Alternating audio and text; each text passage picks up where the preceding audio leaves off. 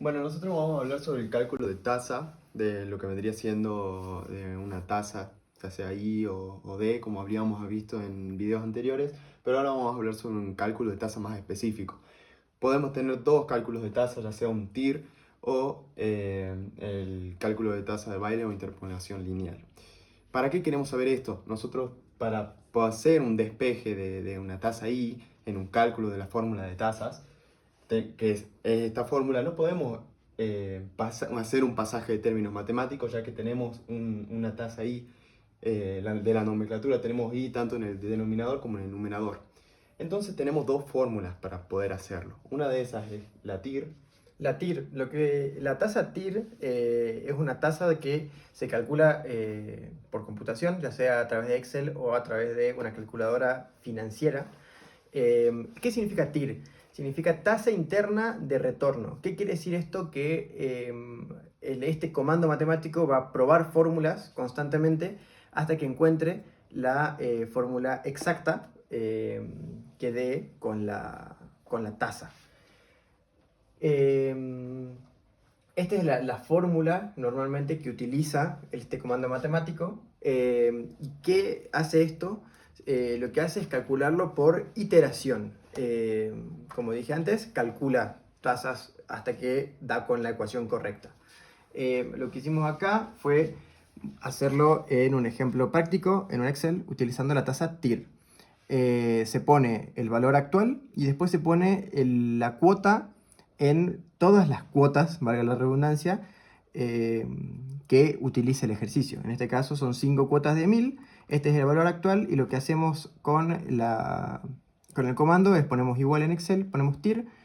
El primer valor del intervalo es la cuota en negativo y después todo el resto de los valores. Apretamos Enter y nos da que tenemos una tasa de interés del 2%.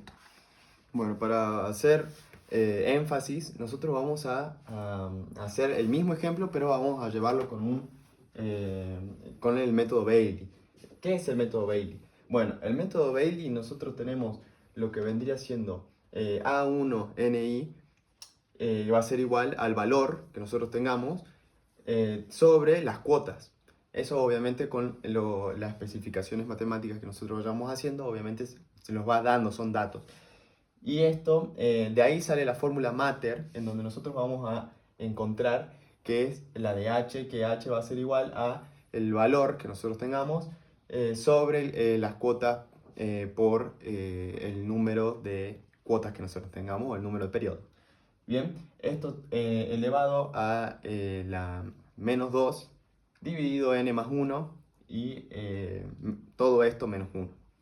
Después, bueno, pasamos a la aproximación sucesiva, donde su fórmula es el factor que nosotros declaramos ya directamente en el método de Bailey, que es A entre paréntesis 1 por I, 1 por N por I, y esto lo igualamos a 1 menos 1 más I elevado a la menos M sobre I.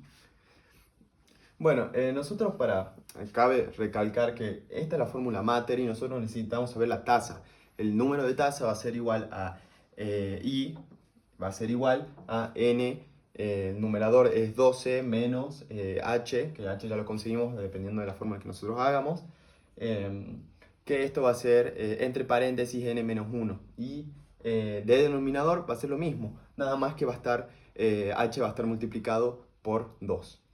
Bueno, vamos a seguir con lo que es la tasa perpetua. ¿Por qué una tasa perpetua?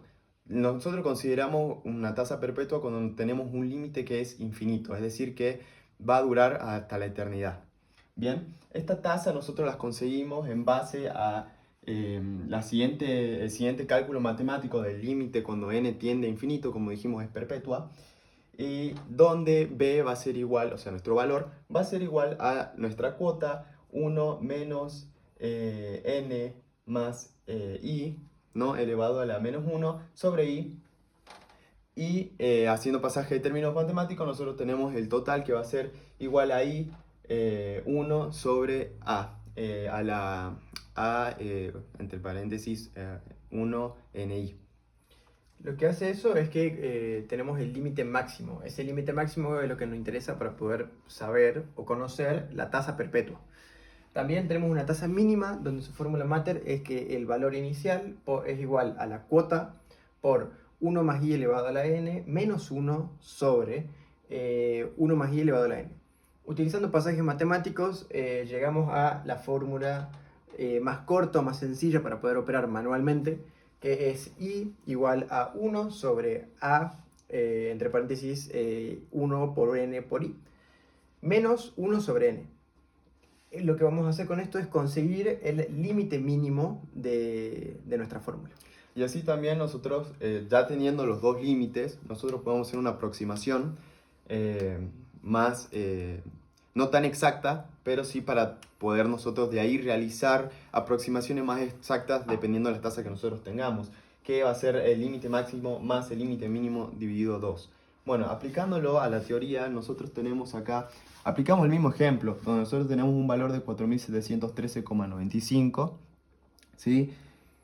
Una cuota de 1000 y en un periodo de 5 meses. Bueno, nosotros primero sacamos h, en donde nosotros tenemos 4.713,95 sobre 1000 por 5, como habíamos recordado en la fórmula mater. De ahí va a ser menos 2 elevado a la 6. ¿Por qué a la 6? Porque nosotros tenemos un n que es un 5 y lo sumamos en la fórmula más 1 va a ser igual a 6. Y a eso lo retamos con 1, nos va a dar 0,0198. De ahí nosotros podemos sacar nuestra tasa I. Esta tasa I va a ser igual a 0,98 y aplicando toda la fórmula nos da igual a 0,199, la cual se puede simplificar a un 2% o un 0,2, pero para hacer los cálculos siguientes los vamos a seguir utilizando este 0,199. De ahí nosotros empezamos a sacar lo que sería el A1NI, que el A1NI, como nosotros vimos acá, teniendo en cuenta estas fórmulas que son importantes para sacar ya tanto el límite máximo como el límite mínimo, ya que se nos va a hacer más fácil la fórmula y el implementarlo en base a los cálculos. Por ejemplo, A1NI va a ser igual a el valor sobre la cuota, y el valor va a ser igual a C por A1NI. Y luego también 1 sobre ANI va a ser igual a C por B. Bueno, acá nosotros tenemos... lo que hicimos fue, sobre el mismo ejemplo, aplicar los límites máximos y los límites mínimos. Tal cual. Siguiendo con la fórmula, aplicamos que I es igual a la fórmula y nos da que ese es el límite máximo, y nuevamente aplicamos la cuota, o sea, la fórmula, y tenemos que ese es el límite mínimo. De ahí nosotros hacemos la aproximación, que nos dio 0,11, y de ahí, nos dio lo del límite máximo y el límite mínimo, nos dio 0,1121, y después la aproximación sucesiva, la primera, nos dio 4,71395. De aquí, de este número, nosotros tenemos que averiguar una tasa que nos dé un valor próximo a ese. Entonces nosotros probamos con 0,02 y nos da un número muy aproximado de lo que vendría siendo el 4,713, que nos da 4,715. Aplicamos la misma fórmula, nada más que cambiamos la tasa I por la tasa que nosotros estamos buscando, tratamos de buscar que es 0,02.